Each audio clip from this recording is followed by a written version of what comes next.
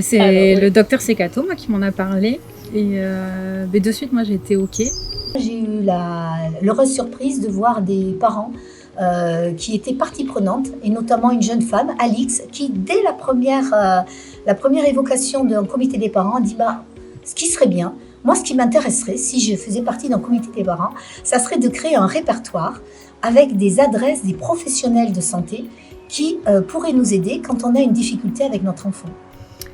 Au début, en fait, elle savait pas trop. C'était vraiment, elle voulait vraiment nos idées à nous. Enfin, c'est comme ça qu'elle. Ouais, elle voulait vraiment nous impliquer en fait dans tout ce qui se passait à la MSP pour que justement la qualité d'accueil en fait soit que meilleure grâce à ce que nous on allait pouvoir avancer comme amélioration avec notre vision en fait extérieure d'usager.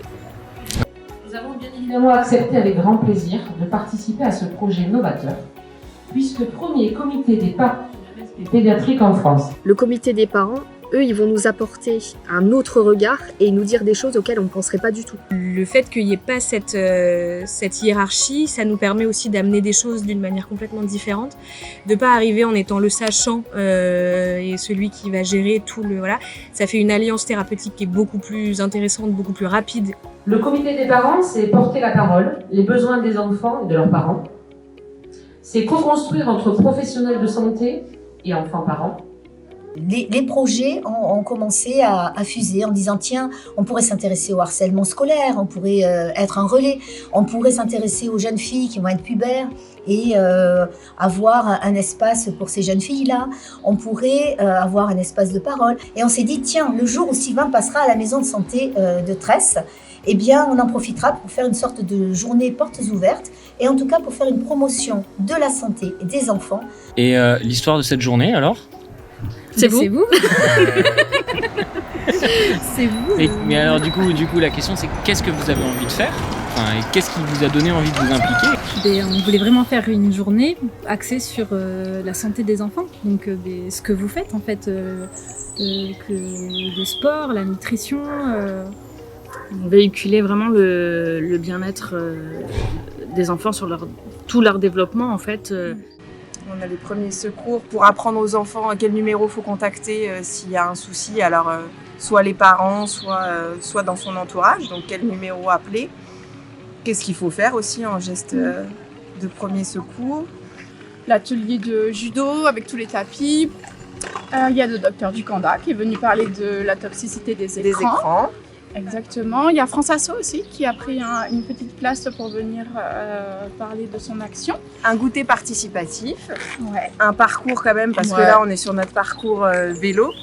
Apprendre ce qu'est un stop, les piétons, comment s'arrêter. Atelier nutrition, autour de la nutrition et la découverte du corps.